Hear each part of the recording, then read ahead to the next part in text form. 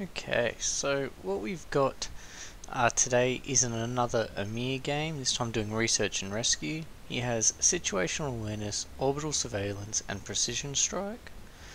The gun you'll want is the carbine rifle with resourcefulness, explosive rounds and lead poisoning being the best. The SMG with the extended mag, weakness exploitation is the main one there.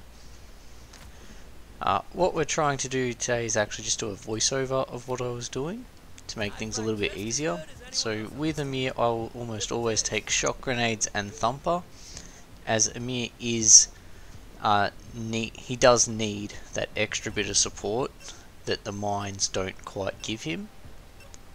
So this is from last week's war effort, so it was much redder and much harder, and I'm just getting around to doing some voiceovering now. So as we jump in, I'll just talk us through what I did, and we'll see if this method of recording is better or not. It does seem that I can't hear the audio from what I'm looking at, but that's alright. I'll be able to figure that out as I go, I imagine anyway. So what we're doing is, with research and rescue, there's just the 3 different locations, either at B, C or A. What I'll have done is just been running straight to one of them, so that's why I picked Lada Plains, so that I could try and run in. And what I'm looking for now is to see if there is smoke coming from just above the rooftop. I believe from memory I didn't see any smoke, and so in a moment I'll just turn myself around and just leave it, and I'll have decided that it wasn't there, which is exactly what I think I did do. And so now I'm just continuing to run away. I couldn't see the smoke. Yeah, I'm almost certain. Yeah, I just checked there just to make sure I didn't see the smoke, and then rather than call in the scanner and waste time, I just left, because you waste a little bit of time waiting for the scanner. So I know that it's not at B, and so I just go. So now I'm going to go check A, and I believe I do a similar thing.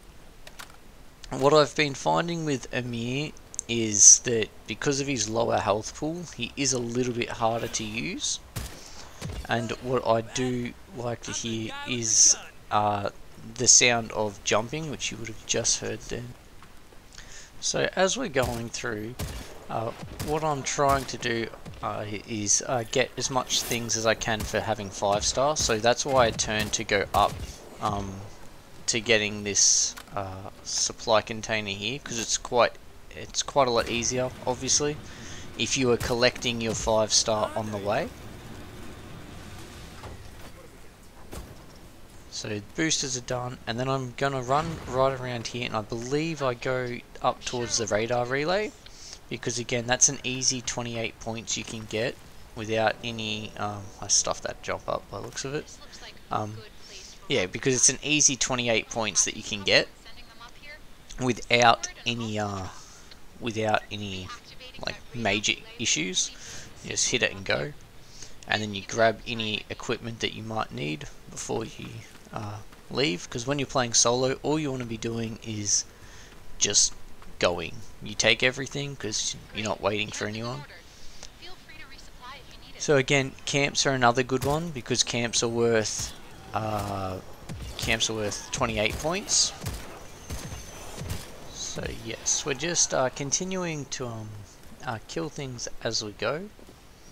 I'm going to be running just to check if there is any smoke out at A, but I know that there's a camp and a few other things along in this direction. So as we go, yeah, it's another 28 points, so nice and easy, making things good. And then we can just check if there's any smoke. If there's smoke, as you can see, there was smoke. So that means you automatically don't need to put the scanners down, as long as you know the locations you're running to. That does make things a little bit easier. With Amir, it is really helpful if you can be always pressing your Q when possible. And what I did there just before was try and knock out that Watcher, before they became an issue.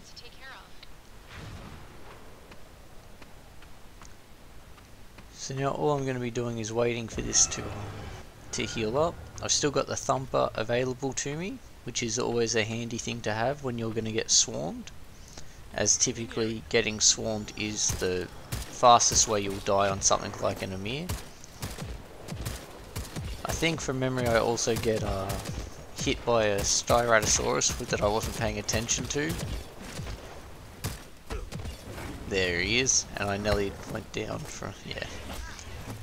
It'd probably help if I did some of these voiceovers right after, but I've been busy and had other things to do. But what we've got now is I chucked the thumper down just to give me that breathing room, because the thumper will draw aggro for 6 thumps, also for roughly, I feel like it's roughly a minute. And so that gives me time to just wail on them and then use the precision strike to try and destroy a whole bunch of dinos as well. Precision strike goes for longer as you for kills, so that's why it's really good on it's really good to use against groups of raptors. However, not so great to use against large dinos, because it's not as strong as you'd like it to be, really. It's a little bit weaker than what I would like to see in a weapon that's supposed to be a big laser that shoots down from the sky. But what are we to do?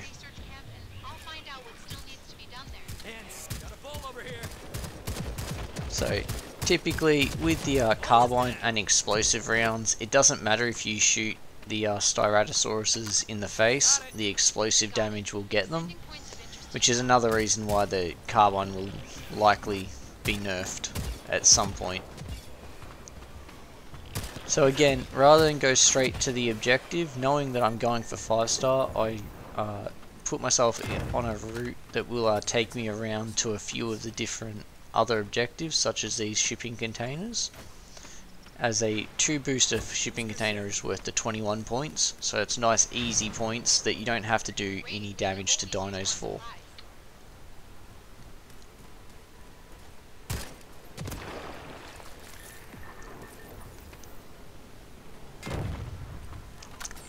So yeah, we're just still running through now. We've got another one of them, and then my dude, oh, did I run in? I think I went to check if the black box was here. I don't remember if it was offhand or not. No, it wasn't. I was just checking one of the black box locations, as I'd already checked the first one. It was by the camp that I first ran past. That was the second one, and this means it's guaranteed to be coming up in this next location that I look in a moment.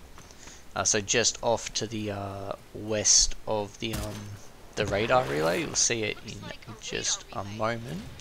So the radar's nice easy, grab what you can, and then it will be bang on where I'm looking, which is just there.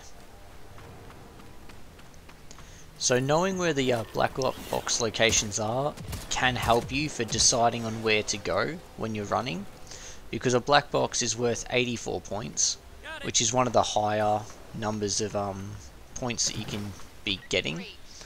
So black box being 84 and the other highest being an emergence event. If you complete an emergence event, they're worth 112. Typically a black box is quicker to do than an emergence event, provided you know where to look. But again, I think holos are the best ones out of all of them, as a holo is quick with the carbine rifle, plus worth 130 points.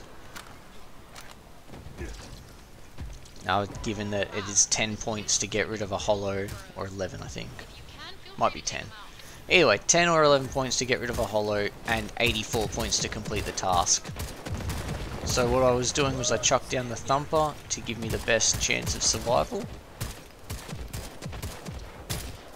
And then these blue ones that just jump around like crazy people. And so that meant that I can now, well, I attempted, whether it worked, yeah, attempt to throw down the laser at the thumper. And then I try to see what it would do against the holo, and it doesn't do that well. For the hollows, you can cheese them by standing up on top of them, and then the dinos won't hit you. I'm not a big fan of cheese strategies myself, even when playing someone like Amir, and it does affect me a little bit in the sense that I do go down a couple more times playing Amir than I would a Jurgen, given he doesn't have invisibility, and I still play like I've got Jurgen. But yeah, typically I try and avoid cheesing. I don't find it that much fun. Like on occasion you can do some cheese, but for the most part just playing the game as intended is more than enough. The game's not that hard that you can't jump around. So what you will see me do a lot is be always jumping. If you're not jumping, you are probably going to get yourself hit, and that is what causes people to dislike some of the game. I believe anyway, the fact that you are punished by not moving.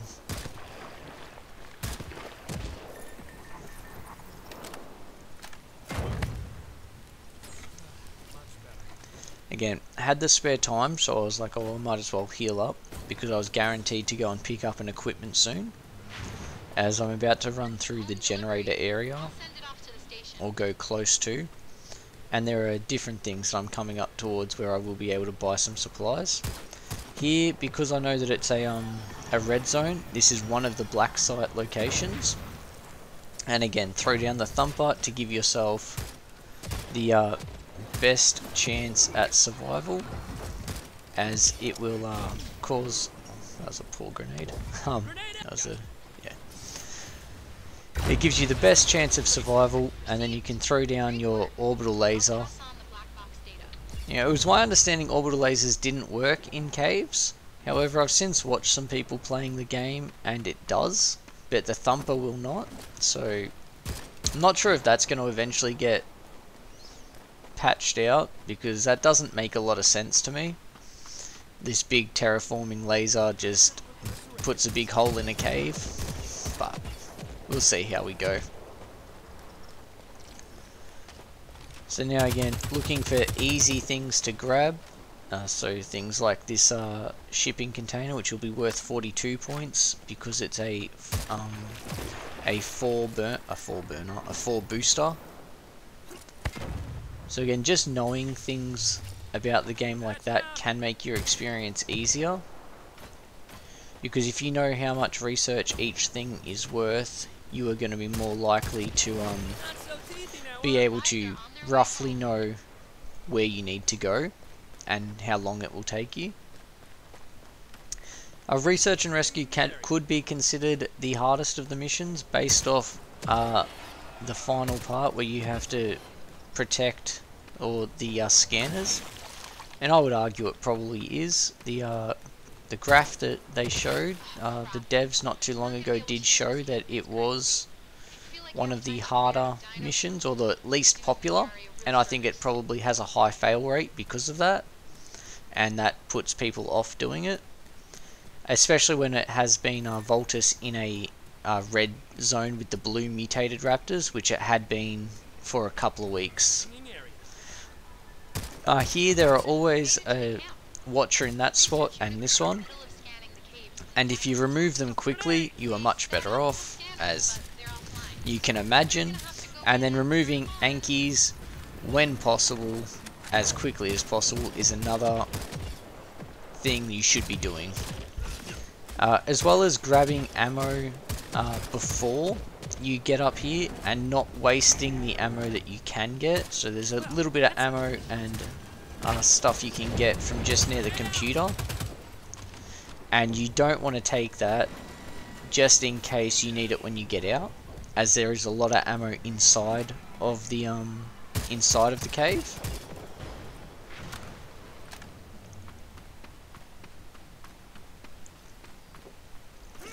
So now what you've got is you've got the 3 scanners that you need to heal.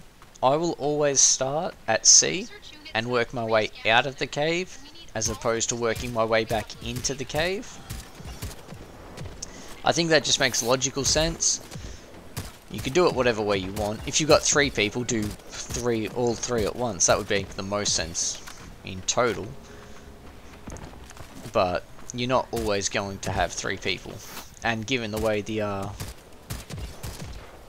that the connection virus can happen, despite having decent internet every time. So here I'll probably take some pot shots to try and use my explosive shots to knock out some dinos before they show up. And then you'll be able to see them coming in quickly. And you want to stay relatively close and remove Ankies quickly. Like, they are probably the hardest enemy in the game to deal with effectively. And so you want to remove them when possible.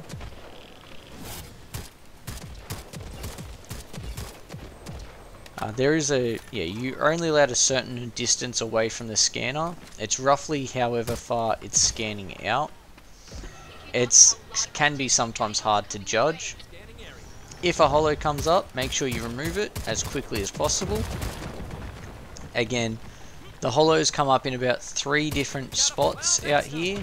There was that spot, plus another couple. I don't even think I've clicked the scanner yet, which is poor choice on my part. But I may have been trying to clear some of the dinos before doing so, because as you can see I was a little bit low.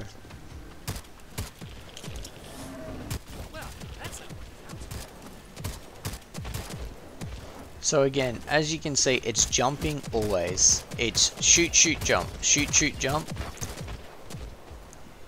Just about all of the time. I think I just got clipped by that when I shouldn't have. Or I don't feel like I should have, but that's alright.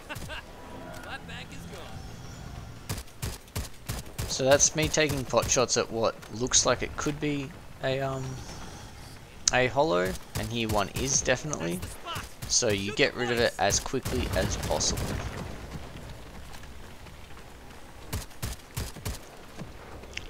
One of the good things that Amir can do is the fact he can see them where they're spawning from. So because he can see where they're spawning from, that does give you that heads up for they're about to fall out of, well, pop up out of wherever it is he is, or wherever it is he shows you, which can be quite useful. Using the environment like that is another key part that you want to be able to do. What I was finding at the moment was that he was that they were just continually spawning and I wasn't ready, and so I got a little bit worried, and then I went down. But what I do here is, although I die, because I was able to start the scanner, that actually meant that it continues scanning despite the fact that I'm dead. And so what I'm about to do is just wait for 30 seconds, or wait 30 seconds till they say that the scanner's done. So when it just disappeared, I was about halfway done. And so rather than click to enter straight away, if you're playing solo, there's no problem in not just waiting it out. And so now I was getting a little scared that I'd done it wrong, but she fixes me up in a sec. And so you can just go in, and then that saves a little bit of time.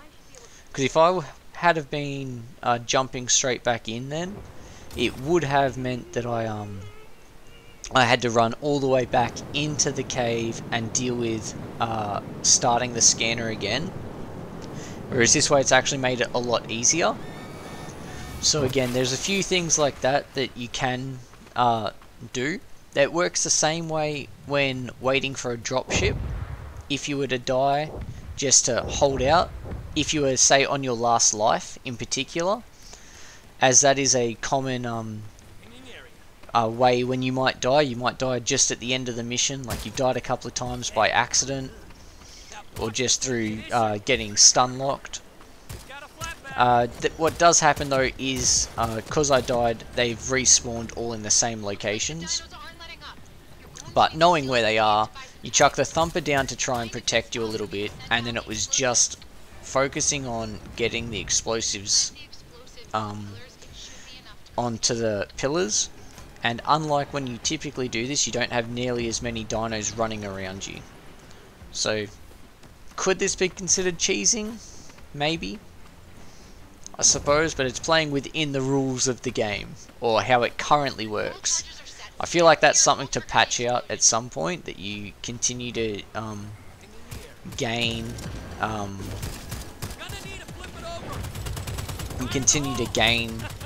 the percentages even if you're dead. But until they patch it out, I don't see that as being too cheesy. Admittedly, I suppose that would mean my whole hollow theory is wrong too, but I don't know. Take it as you will. So when you're waiting for this, there'll be 3 hollows that potentially have a spawn, and you want to obviously remove them as quickly as possible. There's usually one just where I am now, and then there is another 2 that show up either side. Again, using little lips like what I did there with the Anki is what you need to be able to do in order to well, to survive better. And throwing the shock grenades out in order to give yourself a chance to heal is also quite useful.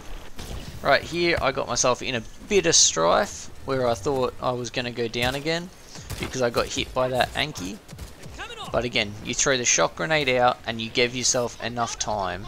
And then I needed more grenades, so I tried to risk it. And again, just pop out those grenades and just use them. Like, shock grenades are the best in my opinion.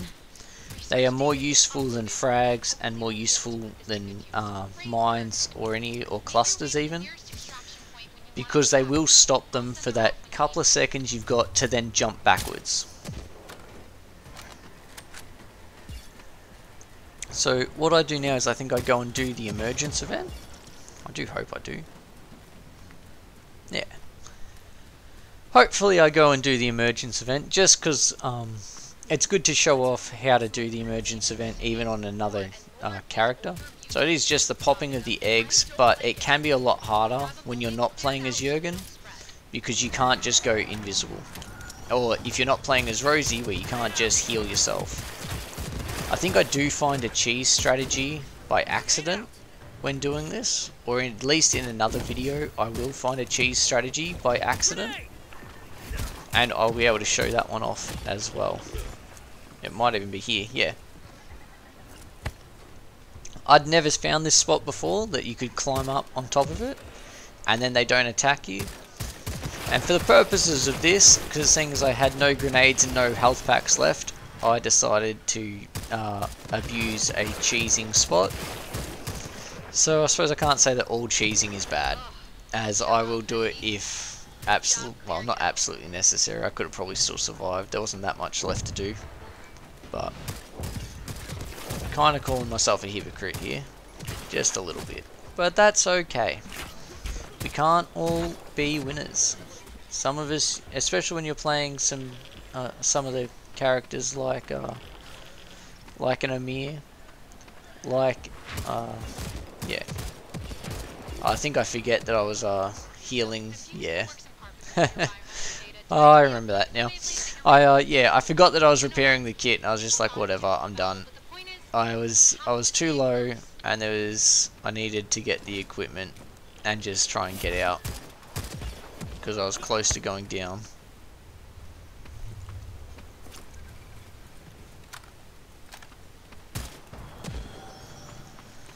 If we look at what my research is, I'm about to decide where I'm going to extract, and I think because my research was at about 1800 or so, I was going, oh no, I was already at 2000, so I was probably going to go march myself to a green zone, seeing as there's no point,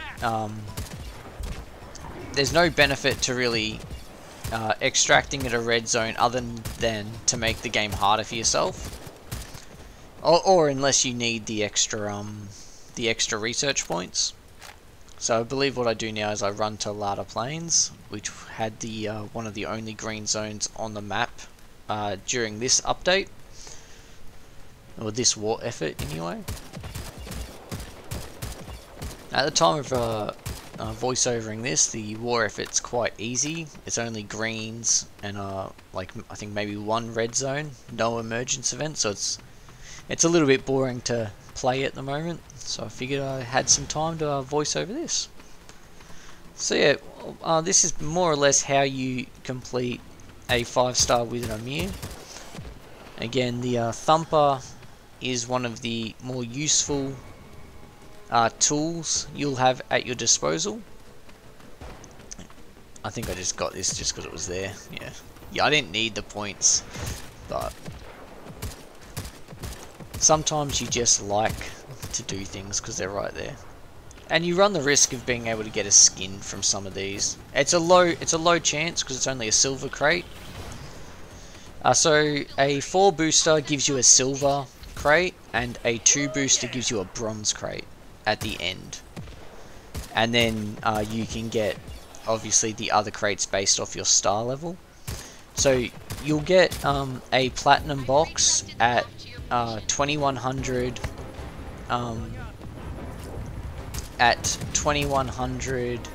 research points. It doesn't matter if you are playing on normal or hard or insane. Either way, you will always get your platinum box, which is really good. So it just takes longer, as most of the research that you gain is based off a based on the 7 times table. So a camp is worth 20 on normal, but it's worth 28 on insane, and worth 24 on hard. So it's 4 times 5 or 4 times 7 or 4 times 6 based off the difficulty. And then there are other ones as well. So for a 2 booster container, that's times 3, 3 times 6, 3 times 5, 3 times 7. And then there's others around there as well, which I do find interesting that that's how they've gone about it. Whether or not you're interested in numbers, well, that's completely up to you. I like numbers, and so that's why I learnt that, and just based off observation. So that's the mission complete with only the 1 death, but that 1 death actually ended up being strategic in nature, despite not really being what I wanted it to be. I don't like dying, but it is what it is, as they say. So here we're just checking for the research and whether we got any skins. I don't believe I did, but those silver reward packages and stuff are typically what you'll get from the crates. And we did a fair bit of damage and stuff. But until next time, happy dino hunting.